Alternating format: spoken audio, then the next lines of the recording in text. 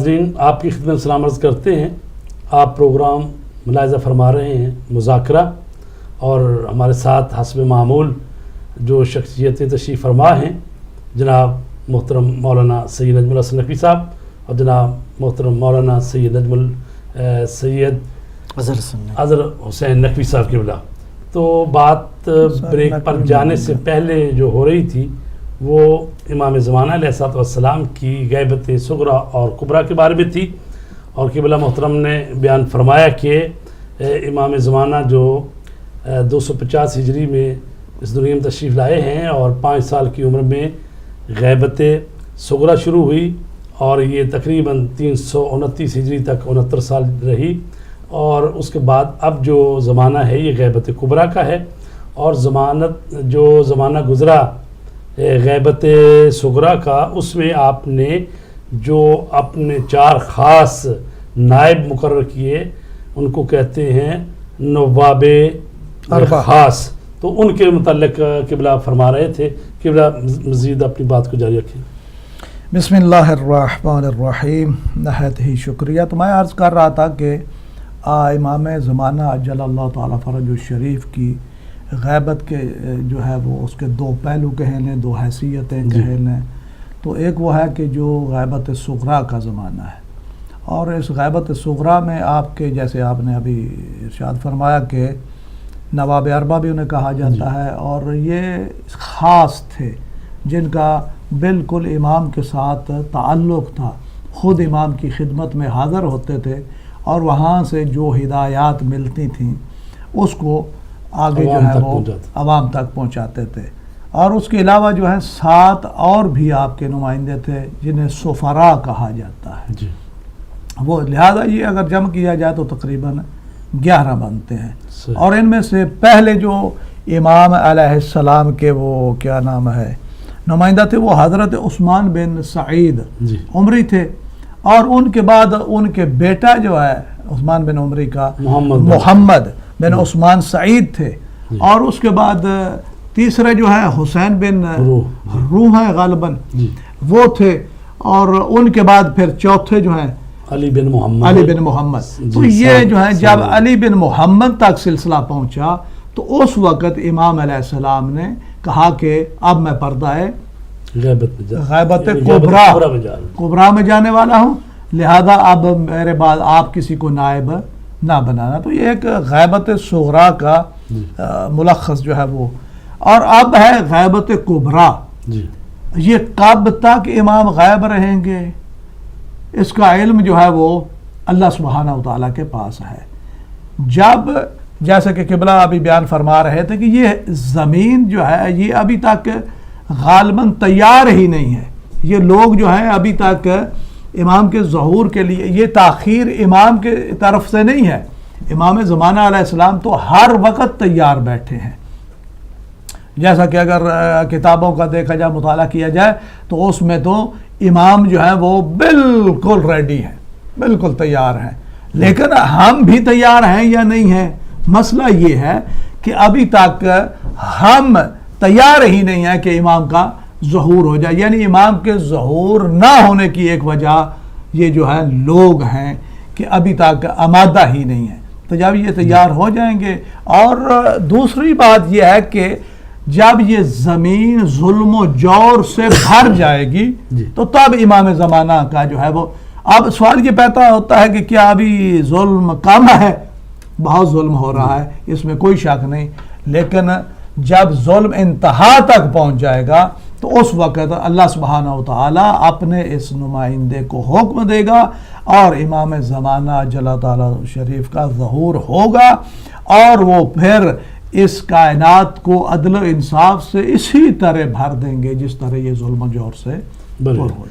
جی بہت شکریہ قبلہ. میں ایک مثال یہاں پر پیش کرتا ہوں، امید ہے اس سے ہمارے محترم ناظرین استفادہ کریں گے. پھر قبلہ محترم کی خدمت میں آتے ہیں.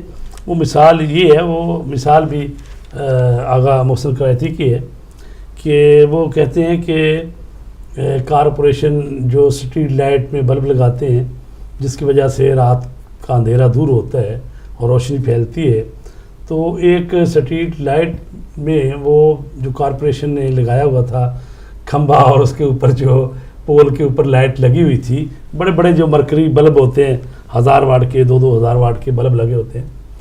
تو اس گلی کے جو بچے تھے شریر، انہوں نے کیا کیا کہ انہوں نے پتھر مار کے اس بلب کو توڑ دیا. تو ظاہر ہے کہ بلب جو ہے وہ کارپوریشن والے ہی آ کے اس کو بدلتے ہیں، ان کا ٹیکنیشین آتا ہے. تو وہ گئے ان کے پاس کہ جی ہماری گلی میں جو اسٹریٹ لائٹ تھی وہ بلب ٹوٹ گیا ہے. تو انہوں نے اپنا الیکٹریشین بھیجا، انہوں نے بلب چینج کر دیا.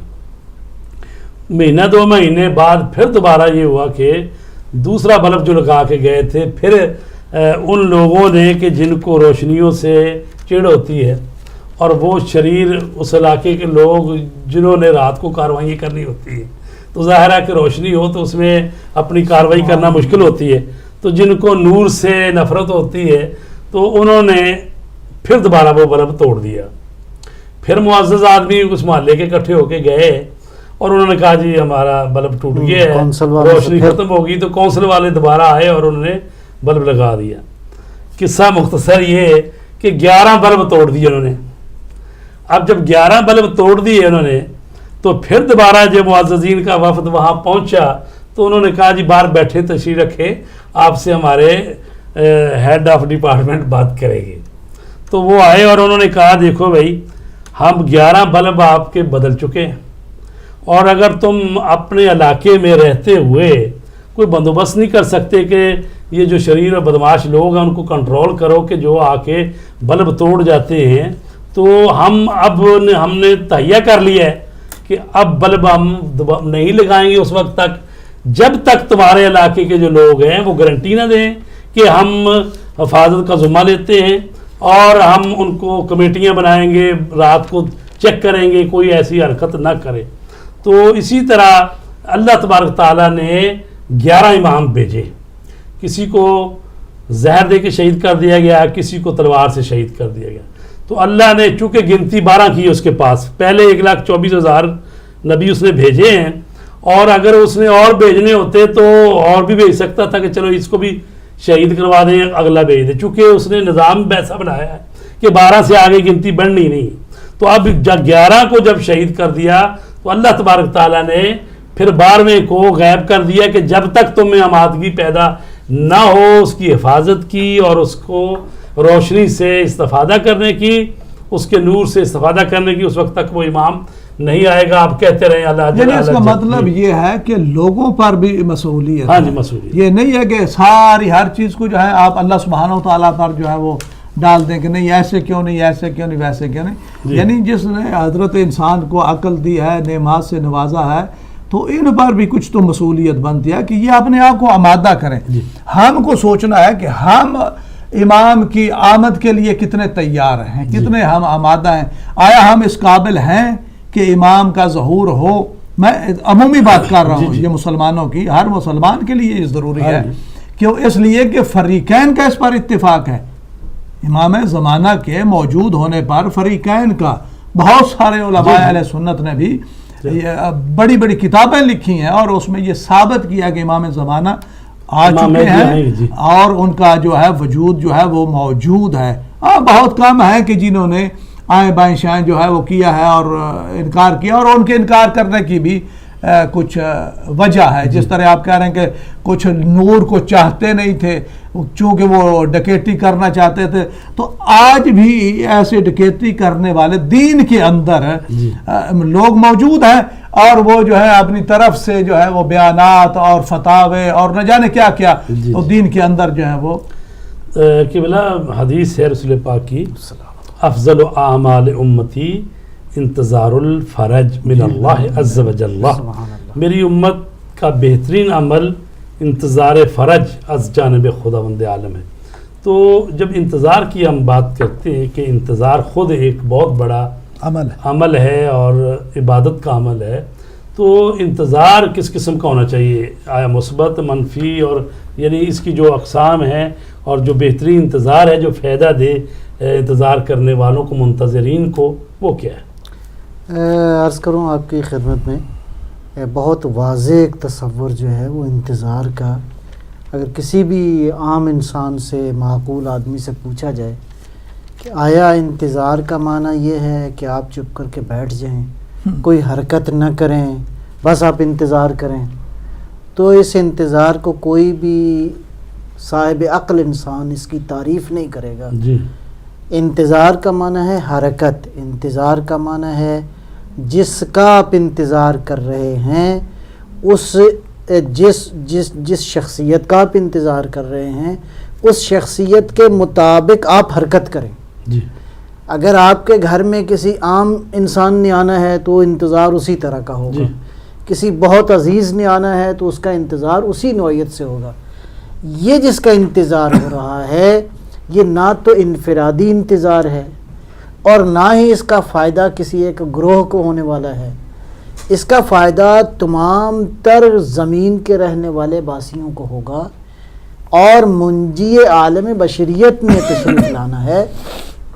اور بڑی خوبصورت جو تعبیر استعمال ہوئی ہے، انتظار الفرج، فرج کا معنی گشائش ہے، جی وسعت ہے، یعنی انسان اپنی زندگی کے اندر وسعت کا انتظار کر رہا ہے، اور وہ اس وسعت اسی وقت آئے گی کہ جب ایک ایسی ہستی آ جائے جو تمام تر زمین کے رہنے والے، اگرچہ مختلف زبانیں بولتے ہوں، جی اگرچہ ان کے تمدن مختلف ہوں، ان کی ثقافتیں مختلف ہوں، ان کے رہن سہن کے انداز مختلف ہوں، سوچیں مختلف ہوں، اتنی بڑی سطح کا انسان ہونا چاہیے کہ جب وہ بات کرے تو وہ بات اور وہ پیغام جو ہے دنیا کے رہنے والے ہر انسان تک جو ہے اس کا فائدہ پہنچے۔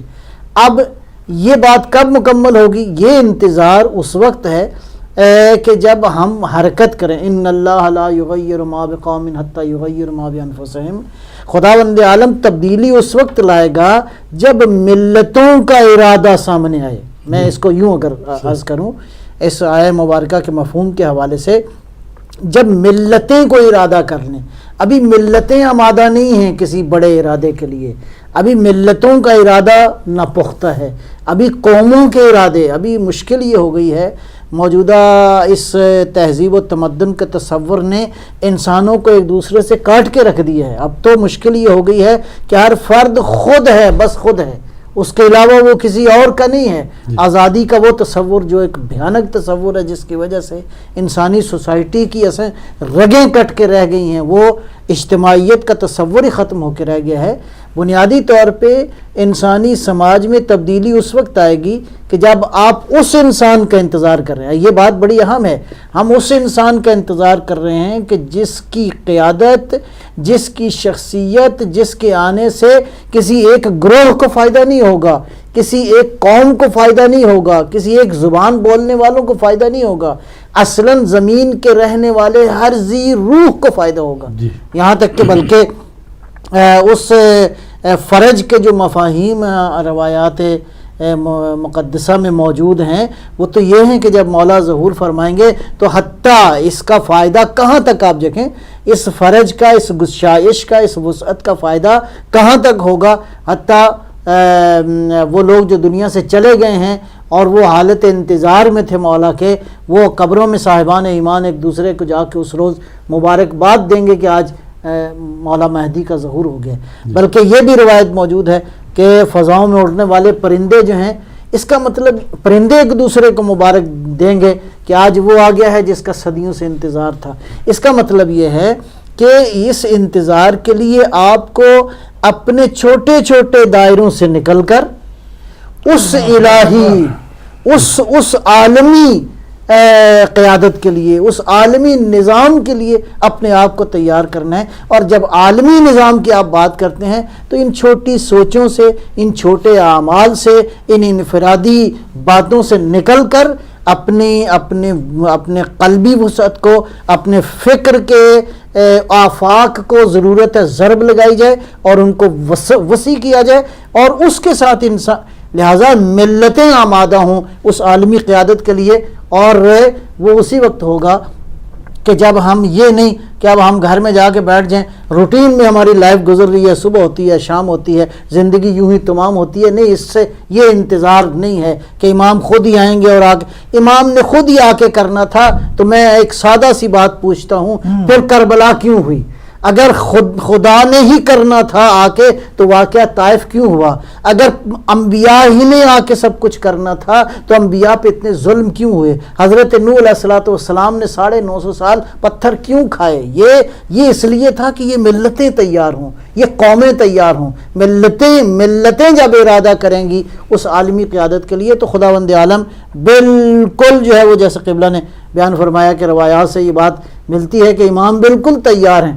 لیکن امام کب تیار ہیں؟ کہ جب یہ واقعاً وہ گلی محلے والے تیار ہو جائیں کہ اس بلد کی حفاظت کریں, اس سے فائدہ, اس کے نور سے سب لوگوں کو فائدہ ہوگا. اب سب ایک نظریہ یہ بھی ہے کہ جیسا کہا گیا ہے کہ امام مہدی علیہ السلام آئیں گے, دنیا کو عدل سے بھر دیں گے, کما مولیات ظلمن و جورا, جیسے کہ وہ ظلم اور جور سے بھری ہوگی. تو اس میں بعض لوگ ہمارے ایسے ہیں جو یہ کہتے ہیں کہ چونکہ حدیث یہ کہتی ہے کہ عدل و انصاف جو ہے وہ امام زمانہ آ کے کریں گے, اور دنیا میں تو ظلم و جور بھرا ہوگا, تو کیوں نہ ظلم و جور کو ہی پنپنے دیں. اگر آپ اصلاح کی کوشش کریں گے تو اس کا مطلب ہے آپ ٹھوکر کھائیں گے یا مار کھائیں گے یا زندان میں جائیں گے یا اپنے آپ کو مصیبت میں ڈالنے والی بات ہے, چونکہ آپ کے بس کا ہوگی نہیں ہے. اصل میں امام زمانہ ہی آ کے یہ کام کریں گے, اور حدیثوں نے یہ کہا ہے, یہ بھی ہے کہ جو امام کے آنے سے پہلے قیام کرے گا اور مثلاً اصلاح کرنے کی کوشش کرے گا تو وہ ظاہر ہے کہ کامیاب نہیں ہوگا, یا مار کھائے گا, یا مصیبت میں لوگوں کو بھی ڈالے گا, خود بھی ڈالے گا. تو وہ ان کا ایک فلسفہ بنا ہوا ہے. وہ کہتے ہیں اصل میں ہمیں چپ کر کے بیٹھنا چاہیے. ابھی آغا صاحب نے تو کہا نا کہ بھی چپ کر کے نہیں بیٹھنا چاہیے, کام کرنا چاہیے, حرکت کرنی چاہیے, قوموں کو بھی حرکت کرنی چاہیے. جبکہ وہ یہ فلسفہ دیتے ہیں کہ اصل میں گناہ جو ہو رہا ہے ہمیں بلکہ گناہ میں ساتھ دینا چاہیے, تاکہ زیادہ سے زیادہ ظلم ہو, ظلم و جور زیادہ سے زیادہ ہوگے, کیونکہ جب کسی چیز کو جلدی لانا ہے تو جلدی سے وہ کام کرنے دیں. تو لہٰذا دنیا ظلم و جور سے بھر جائے تاکہ امام قیام کرے. آپ کیا کہتے ہیں, یہ فلسفہ ٹھیک ہے ان کا؟ اگر اہم ہو تو وہ تو یہ قبول کر لے گا. جی, اگر کوئی عقل مند ہو تو قطعاً وہ یہ قبول نہیں کرے گا. اللہ سبحانہ وتعالیٰ نے ہر انسان کو عقل دیا اور عقل سے کام لینا چاہیے. یہ جو ہے ہر بندے کی اپنی اپنی ایک مسئولیت ہے. جتنی اللہ سبحانہ وتعالیٰ نے اس کو طاقت دی ہے, جتنی اس کو وسعت دی ہے, جتنی اس کو دولت دی ہے, اس کے لیے ضروری ہے کہ وہ ان چیزوں پر کام کرے. یہ بات بالکل غلط ہے کہ ہمارے اوپر تو کوئی مسئولیت ہے ہی نہیں, ہمیں تو کچھ کرنا ہی نہیں. تو کیا یہ سارے کا سارا جو نعمات خداوندی ہیں وہ تو آپ نے حاصل کرنی ہے. جی, اللہ کی ساری نعمتوں کا لطف تو آپ نے اٹھانا ہے. حالانکہ یہاں تک انسان کا نظریہ ہے کہ پوری کائنات کی دولت جو ہے وہ ساری کی ساری میرے گھر میں اکٹھی ہو جائے. جی, یہ تو ہے, لیکن یہ وہ نہیں سوچتا کہ میری کوئی بول کے. جی, السلام علیکم. وعلیکم السلام مولانا صاحب, اور جی باقی دونوں مولانا کی خدمت میں میرا سلام. جی, وعلیکم السلام. کون میرے بھائی بول رہے ہیں؟ جی, رضا بات کر رہا ہوں مانچسٹر سے. جی فرمائیے. مولانا صاحب, بہت ہی خوبصورت مذاکرہ ہے, اور جتنی تفصیل سے آپ لوگ بیان کر رہے ہیں, ہم لوگ خوش نصیب ہیں کہ ہمیں یہ تمام جو تفصیلات ہیں, یہ نالج ہے جو آپ نے پتہ نہیں کتنی ہی کتابوں سے پڑھا ہوگا, کتنی ہی ریسرچ کی ہوگی, اور کتنے اطمینان سے ہمیں جو ہے یہ پہنچ رہی ہے. آپ لوگوں کو رب العالمین جزائے خیر دے.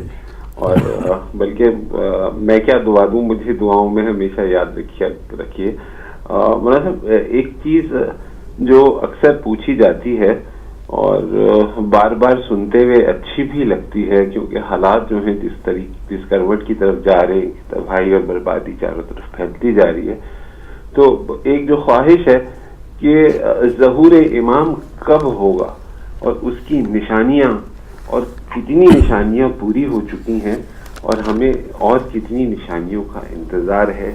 یہ بار بار سننا بہت اچھا لگتا ہے. اس سے امید جو ہے وہ اور روشن ہو جاتی ہے, اور لگتا ہے کہ ہاں کچھ دن قریب آئے، اگر اس پہ کچھ روشنی ہو جائے نوازش ہوگی. جی بہت شکریہ، سلامت اللہ. جی تو بات ہو رہی تھی کہ جو منفی انتظار ہے جس میں یہ کہا جائے کہ بھی ہمیں کچھ نہیں کرنا، جو کرنا ہے وہ امام زمانہ نے ہی آگے کرنا ہے، اور ہمیں یعنی دنیا تو اپنی سنبھالنی چاہیے اور اس کے لیے تو تغدو کرنی چاہیے جتنی دنیا حاصل کر لیں نعمتیں، لیکن جہاں خدا کے دین کی بات آئے وہ امام زمانہ پر چھوڑ دے. تو یہ یعنی فلسفہ اگر اس کو مان لیں تو اس کا مطلب ہے کہ نبیوں کی وہ جو آمد کا مقصد تھا وہ فوت ہو جاتا ہے، فوت ہو گیا، فوت ہو جاتا ہے. جی نبیوں نے struggle اس کا مطلب کیا ہے کہ نبیوں نے محنت امام کی ہے. زمانہ کی ظہور تک اس کا مطلب ہے وہ ذمہ داریاں ہم سے اٹھا لی گئی ہیں، اس کا مطلب تو یہی ہوا ہے. میں عرض کروں آپ جی، کی آپ فرمائیں. بات ہی کہ تھوڑا سا تسلسل میں بسم اللہ الرحمن والعصر، جی یہ بالکل زمانے کی قسم کا مطلب یہ ہے کہ زمانے کو اللہ انوالو کر رہا ہے. بالکل ٹھیک ہے جی. یہ زمانے والے کیا ہیں اور اللہ کیا نتیجہ دینا ہے. ان الانسان لفی خسر، سارے انسان خسارے میں ہیں، الا ایکسیپشن کن لوگوں کی ہے، سبحان.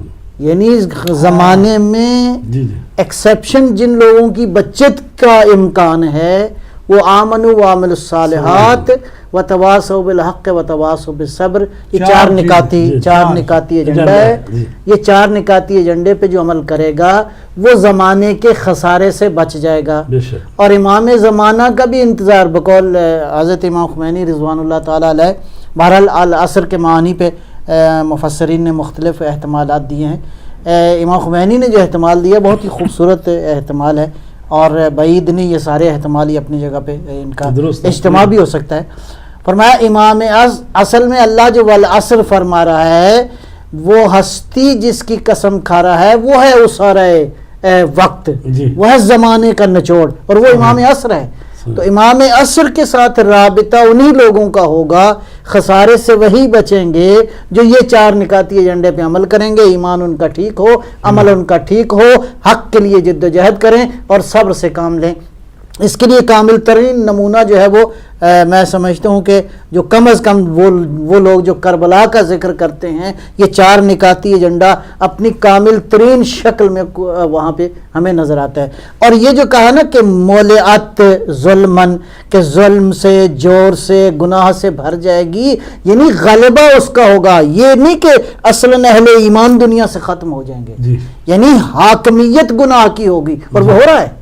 یعنی غلبہ گناہ کا ہوگا، حکومت گناہ جو ہیں وہ اپنے ہاتھ میں قوموں کی تقدیریں لے لیں گے. ٹھیک ہے. اب یہ جو فرما رہے ہیں والعصر ان الانسان لفی خسر الا الذین آمنوا وعملوا الصالحات، آپ جو اس کی تفسیر کر رہے ہیں یقیناً بالکل ایسے ہی ہے، یہی بات ہے. لیکن جو قبلہ کہہ رہے ہیں کہ لوگ یہ کہتے ہیں، لوگ تو پھر اس کا مطلب ہے کہ ایمان سے بھی بھاگنا چاہتے ہیں، عمل سے بھی بھاگنا چاہتے ہیں، تلقین صبر جو ہے وہ، لیکن آڑ حدیثوں کی لیتے ہیں نا جی.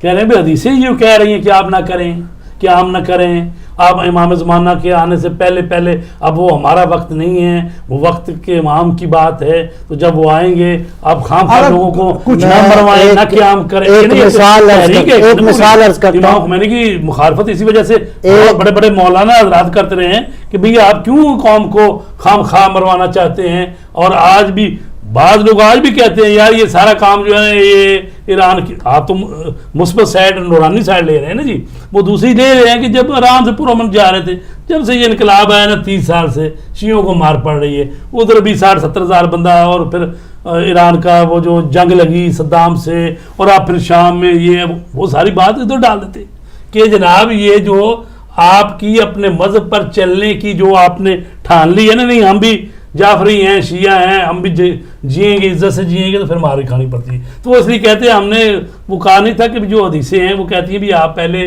قیام شام کرو گے تو مار کھاؤ گے، بہتر ہے چھوڑ دو اس بار امام کو آنے دیں. تو اس کا جواب میں چاہتا ہوں صحیح طرح مل جائے. یہ اعتراض وہی ہے جو نبی اکرم صلی اللہ علیہ وسلم کے زمانے میں لوگوں نے کہا کہ جب سے گھر میں جو ہے وہ تفرقہ ڈال دیا، باپ مسلمان ہو گیا، بیٹا نہیں ہو رہا، بیٹا مسلمان، باپ. اصل معاملہ تھا مفاد پرستوں کی لڑائی ان لوگوں کے ساتھ جو چاہتے تھے کہ گلی میں بلب لگ جائے، جو لوگ چاہتے تھے کہ لوگ دنیا جو ہے وہ نور سے استفادہ کرے. مشکل میں امیر المومنین علی ابن ابی طالب علیہ السلام کی ایک روایت میرے سامنے ہے، من لم یعرف مضرۃ الشیء لم یقدر علی الامتناع منہ. جو شخص کسی چیز کے ضرر کو، اس کے نقصان کو، اس کے خسر کو، اس کی نابودی کو، اس کے ان اثرات کو نہیں جانتا، وہ اس کے روک کیسے سکتا ہے؟ یعنی آپ چاہتے ہیں کہ دنیا سے گناہ کا غلبہ ختم ہو جائے، آپ چاہتے ہیں دنیا سے ظلم کا غلبہ ختم ہو جائے، آپ چاہتے ہیں کہ یہ ختم ہو جائے، اور یہ خالی معجزے سے تو نہیں ہوگا، یہ اس وقت ہوگا جب ملتیں آمادہ ہوں. لم یغیر والی بات ہے. آپ چاہتے ہیں انصاف ہو جائے، انصاف ہو جائے، حکومت ظالموں کے ہاتھ میں دی ہیں تو مانگتے انصاف. تو آپ کہاں سے انصاف؟ آپ یعنی اصل معاملہ یہ ہے کہ آپ اس گناہ کے شریک کار ہیں اس گناہ میں، اور زیادہ چاہتے ہیں. اگر مجھے اجازت ہے تو چند علامات، جیسے کہ ابھی جو ہمارے وہ وقت آیا بھی یہ سوال، جی انہوں نے ظہور کی علامتیں جو ہیں کتنی نشانیاں پوری ہوئی ہیں اور کتنی باقی رہتی ہیں؟ ظہور کی علامات تو تقریباً 270 جو بیان کی گئی ہیں، وہ اس پورے مذاکرے میں تو نہیں بیان ہو سکے گی، موٹی موٹی جو آپ ساری تو وہ بیان نہیں کر سکتے، لیکن چند ایک جو ہے وہ علامات ظہور جو ہیں دلچسپی پیدا ہو جائے گی نا، جیسے مشرق وسطیٰ کے حالات ہیں اور شام اور یمن اور یہ چیزیں آئی ہیں نا جی. پہلی علامت جو ہے علماء نے بیان کی، فرماتے ہیں کہ عورتیں مردوں کے مشابہ ہو جائیں گی. ٹھیک، کیا یہ نہیں ہے؟ جی ہو رہا ہے، ہو رہا ہے نا. دوسری علامت فرماتے ہیں کہ مرد عورتوں جیسے ہو جائیں گے، جی یہ بھی ہو رہا ہے. تیسری علامت فرماتے ہیں کہ عورتیں زمین پر جیسے گھوڑے سائیکل کی سواری جو ہے وہ کریں گی، یہ بھی ہو رہا ہے. حقوق برابر کے مل گئے نا جی. جی چوتھی جو فرماتے ہیں کہ نماز جان بوجھ کر قضا کی جانے لگے گی، کہ جو آج زور و شور سے ہو رہا ہے، اسلامی اداروں کے اندر ہو رہا ہے، اور جان بوجھ کر نماز کو قضا. ایک ہے کہ چلیں امر مجبوری ہے، اس میں اگر قضا ہو جاتی ہے تو اس کا ایک ڈیفرنٹ جو ہے حکم ہے، لیکن ایک جان بوجھ کر سارے وسائل ہوتے ہوئے تو پھر بندہ کرے، اور یہ آج دھڑلے سے ہو رہا ہے. یہ بھی علامات ظہور امام زمانہ میں ہے. لوگ خواہشات نفسانی کی پیروی کرنے لگیں گے. جو ابھی آپ کہہ رہے ہیں نا، وہ کہتے ہیں کہ ان کی کیا ضرورت ہے. یہ لوگ اصل میں اب جو ہے خواہشات کے پجاری ہو گئے، انہوں نے خواہشات کو اپنا خدا مان لیا ہے. در حقیقت وہی کام کرنا ہے کہ جو ان کا نفس کہتا ہے، اور نفس تو کیا کہے گا؟ وہ تو کہے گا تجھے نماز کی کوئی ضرورت نہیں، زکوٰۃ دینے کی کوئی ضرورت نہیں. یہ سارے مسائل جو ہیں، تو فرماتے ہیں کہ لوگ خواہشات نفسانی کی پیروی کرنے لگیں گے. قتل کرنا معمولی چیز سمجھا جائے. اللہ اکبر.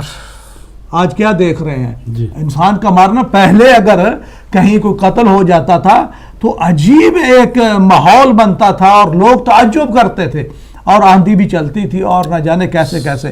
لیکن آج عام قتل عام ہو رہا ہے، اور لوگ اگر کہیں ہو جائے تو وہاں رکنا بھی پسند نہیں کرتے. یعنی یہ وہ کہتے ہیں کہ یہ تو روٹین ورک ہے.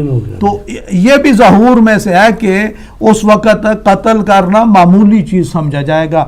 سود کا زور ہوگا، یہ بھی دھڑا دھڑ جو ہے وہ سود لینے والے بھی بہت زیادہ ہیں اور دینے والے بھی ہیں. پھر فرماتے ہیں کہ اچھی اچھی عمارتیں بہت بنیں گی، بلڈنگیں تیار ہو رہی ہیں، ویلے تیار ہو رہے ہیں، اور ان پر پھر فخر کیا جاتا ہے. لیکن جب یہ تیار ہوتی ہیں تو یہ نہیں سوچتے کہ یہ کیسے تیار ہوئی، وہ مال کہاں سے آیا ہے، کہ جس مال سے یہ، اگر تو حلال کا ہے تو کوئی حرج نہیں ہے، لیکن دیکھنا یہ ہے کہ آیا یہ مال حلال کا ہے یا نہیں. کوئی نہیں، دھڑو دھڑ لوگوں کا مال جو ہے وہ لوٹا جا رہا ہے، اور اپنی جو ہے وہ بلڈنگیں بنائی جا رہی ہیں، اور باہر کے ملکوں میں جو ہے وہ پیسہ جو ہے، یعنی لوگوں کا، غریبوں کا، فقیروں کا. عمومی جو ہے نا چیزیں، وہ تو قرآن نے اس وقت بھی کہا، ارأیت من اتخذ الہہ ہواہ، کیا تم نے اس شخص کو دیکھا جس نے اپنے خواہشات نفسانی کو اپنا رب بنا لیا. تو یہ تو ضبط سے انسان ہے، اس میں یہ خواہشیں اور یہ چیزیں یہ تو ہیں، یعنی وہ چیزیں جو کہ علامات خاص جس کو کہا جائے کہ بھی یہ 5 ہیں، یہ 7 ہیں، اور 3 پوری ہو گئی ہیں، 4 ابھی 2 رہ گئی ہیں. مطلب اس قسم کی بات جو ہے نا، اصل میں کالر جو کہہ رہے ہیں کہ ہمیں خوشی ہوگی اگر آپ بتائیں کہ کتنی نشانیاں باقی رہ گئی ہیں. تو اگر اس طرف اشارہ ہو جائے. اگر ہم تو وہ بتا رہے ہیں کہ جو ہو رہی ہیں یہ تو ساری اخلاقی بحثیں آ گئی نا جی. نہیں ضرورت ہے نا جی, ہو رہی ہیں. اب جو نہیں ہوں گی وہ باقی وہی رہ جائیں گی. تو یہ تو اب جو ہے وہ جھوٹ کا بولنا جو ہے وہ جائز سمجھا جاتا ہے. جی جی, حلال یعنی برائی کو نیکی سمجھ لیا گیا ہے. یعنی میرا خیال ہے اس کو وہ اگر اس زاویے سے دیکھا جائے, یہ جو روایات میں نشانیاں بیان کی گئی ہیں یہ زمانہ ظہور سے جو قریب کے حوالے سے بیان کی گئی, اس میں شک نہیں ہے کہ ماضی میں رہا امتوں میں, لیکن کم رہا. اب تو یعنی وہ بن گئی قدر. اب دیکھیں نا جی, ہر یہ مختلف ممالک جو ہیں وہ سمجھتے ہیں کہ 102 منزلہ ہم نے عمارت بنا لی ہے تو یہ ہم نے بہت بڑا مارکا, یعنی کہ ہم نے اتنا بڑا مارکا مارا ہے جیسے ساری انسانیت میں تبدیلی آ گئی ہے. اصل معاملہ یہ ہے کہ یہ گناہ وہی غالب ہو گیا ہے اور اس وقت برائی جو ہے وہ برائی ہی نہیں رہی, حتیٰ گناہ جو ہے وہ گناہ کا تصور ہی محو ہو گیا ہے. یعنی گناہ کرو اور اس کے بعد پشیمانی کی ضرورت نہیں ہے. یہ اصل یہ ایک تو شدت یہ آئی ہے ان سارے گناہوں کے اندر. جہاں تک ان خاص علائم کا جی بسم اللہ. ہلو السلام علیکم. جی علیکم السلام ورحمۃ اللہ. جی جناب علی, کون میرے بھائی بول رہے ہیں؟ جی مرزا عرض کر رہا ہوں مانچسٹر سے. میں پروگرام دیکھ رہا ہوں, بہت خوبصورت پروگرام ماشاءاللہ آپ لوگ پریزنٹ کر رہے ہیں. ایک چیز میں جاننا چاہوں گا کہ جو ہمارے بھائی نے ایک سوال کیا کہ علامات ظہور کا, تو اس علامات ظہور میں ہم دیکھتے ہیں تو سفیانی کا اور خراسانی کا تذکرہ ہے, تو ہم چاہیں گے کہ ہمارے مومنین بھائیوں کے لیے اس پہ کچھ روشنی ڈالی جائے. جی بہت شکریہ جی, السلام علیکم. والسلام والسلام. جی تو میرا خیال ساتھ ساتھ میں ابھی کال بھی, میں اگر اجازت ہو تو جی بسم اللہ. جی تسلسل میں جی آپ ہاں جی. تو اب یہ دونوں سوال تقریباً ایک جی, میرا خیال سفیانی اور خراسانی کی بات کرتے ہیں. جی پہلے ایک چھوٹی سی بریک لے رہے تھے, جی ٹھیک, پھر اس کے بعد بات کرتے ہیں. جی ٹھیک, جی ہم چھوٹی سی بریک لے رہے ہیں.